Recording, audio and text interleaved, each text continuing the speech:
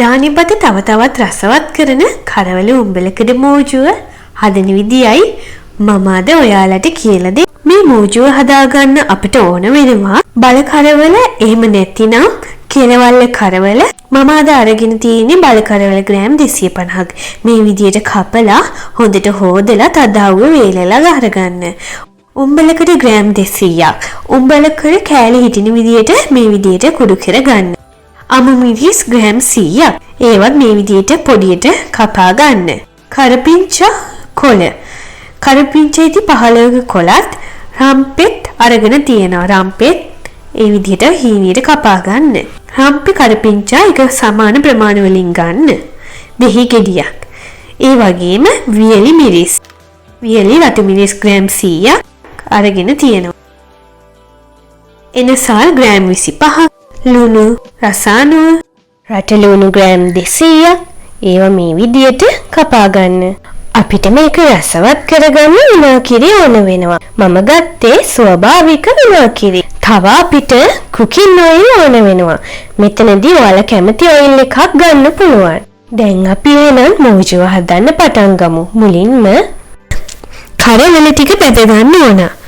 තෙල් තාච්චියක් ලිපේ තියලා cooking oil කෝප්ප දෙකක් දාගෙන තෙල් ටික හොඳට රත් වෙද්දී කරවල ටික බෙදගමු. මේ වගේ ලී කෝට්ටක් දාලා තෙල් එක රත් වෙලාද කියලා අපිට බලන්න පුළුවන්. දැන් අපි රත් වෙච්ච තෙල් තාච්චියට අපේ කරවල ටික දාගෙන බෙදගමු. කරවල ග්‍රෑම් 250ම එකපාර දාගන්න එපා. මුලින් ටිකක් දාගෙන හොඳට ක්‍රිස්පි වෙනකන් බෙදුනට පස්සේ තමයි අපි මේක තෙල් එකෙන් ඉවතට ගන්නෙ.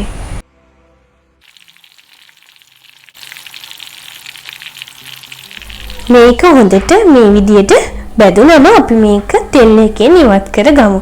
ගොඩාක් කර කරන්න එපා. එහෙම වුණොත් ඔයාලගේ මෝජු එක කර රහ එන්න පුළුවන්. මම දැන් ඉතුරු කරවල ඔක්කොම ටිකත් මේ විදියටම බෙද ගන්නවා. මේ විදියටම කරවල ටික බැදගත්තට පස්සේ කපාගත් ලුණු ටිකක් බෙද ගන්න. ලුණු ටික බැදෙන්න ටික වෙලාවක් යනවා. හැබැයි ගින්දර වැඩි කරගන්න එපා. එහෙම වුණොත් මේ ටික ඉක්මනට කර වෙන්න බලනවා. කර වෙන්න නොදී රන්වන් පැහැවෙද්දී අපි මේක තෙල් එකෙන් ඉවත් කර ගන්නවා.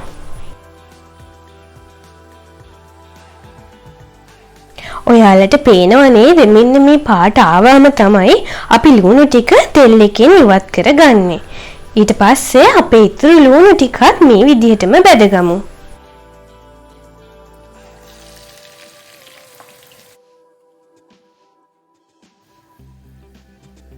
දැන් අපි මේ මිරිස් ටිකත් බෙදගමු. ලුණු වගේ ගොඩාක් වෙලා බදින්න එපා. ටික වෙලාවක් පැහැ වෙනස් වෙනකන්, රන්වන් පැහැයක් වෙනකන් මේකත් කර වෙන්න නම් දෙන්න එපා. පැහැ වෙනස් වෙනකන් අමු මිරිස් ටික බෙද ගන්න. අමු මිරිස් නම් ටිකක් ඉක්මනින් බෙදෙනවා.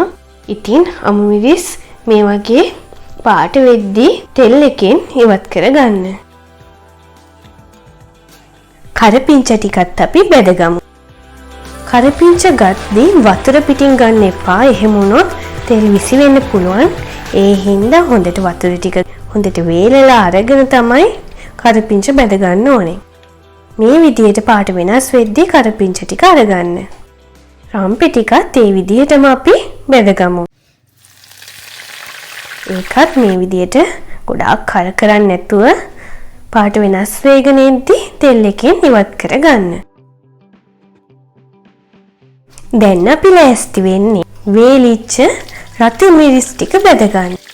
ඒ ටිකත් මේ විදියට තෙල් එකට දාගෙන හොඳට පාට වෙනස් වෙද්දී කර වෙන්න දෙන්න එපා. කර වෙනවා කියන්නේ මේ මිරිස් එක කළු පාට වෙනවා. කළු වෙන්නේ නොදී තද රතු වෙද්දී ඉක්මනට තෙල් එකෙන් අයින් කරගන්න. දැන් අපි ලිප් ඔෆ් කරලා මේ මිරිස් ටික අයින් කරගමු. දැන් අපි බැදගත්තු කරවල ටික මේ විදිහට වංගෙඩියක දාලා හොඳට කොටා ගන්න ඕන. කෑලි වෙන විදිහට හොඳට කොටා ගන්න. කරවල ටික හොඳට කොටා ගත්තට පස්සේ ඒ ටික අයින් කරලා අපි බැදගත්තු වියලි රතු මිරිස් කරල් ටික කොටා ගන්න ඕන. මේ මිරිස් ටික හොඳට කෑලි වෙනකන් කුඩු කර ගන්න.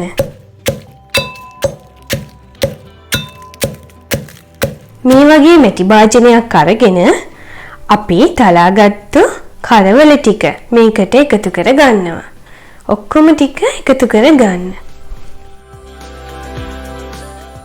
ඒකටම මේ උඹලකඩ ටිකත් එකතු කර ගමු. දැන් අපි බැදගත්තු කරපිංචා රම්පෙ ටිකත් මේකටම එකතු කර ගමු.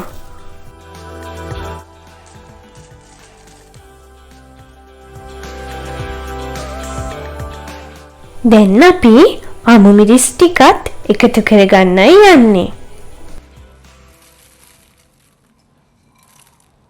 මේ ඔක්කොම ටික දැන් ටිකක් කලවම් කරන ගමන් අපි බෙදගත්තු ලුණු ටිකත් එකතු කරගමු. ලුණු ටික ටික ටික එකතු කරන ගමන් කලවම් කරගන්න.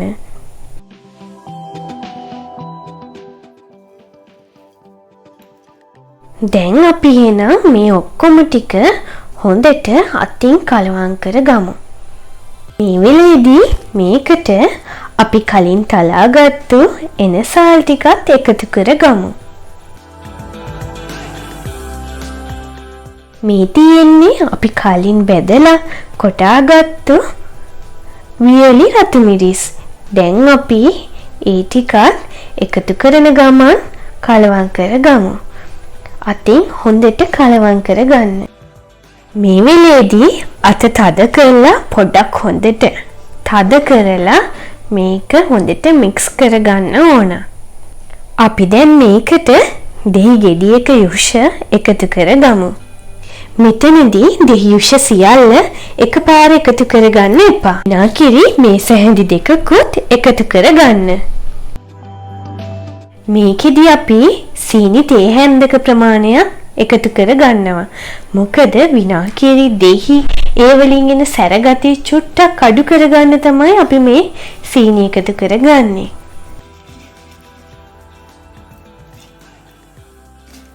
මේ තියෙන්නේ අපි අද හදාගත්තු සිංහල උම්බලකඩ මෝජු. ඉතින් ඔයාලට පුළුවන් මේක ගොඩ කාලයක් අරන් තියාගෙන ආහාරයට එකතු කරගන්න. මම දැන් මේක මේ විදියට වීදුරු භාජනයක් තුළට දාගෙන වහලා අරන් තියාගන්න. ඔයාලටත් පුළුවන් මේක මේ විදියට හොඳට ඇසුරුම් කරලා මාස 3-4ක කාලයක් පාවිච්චි කරන්න.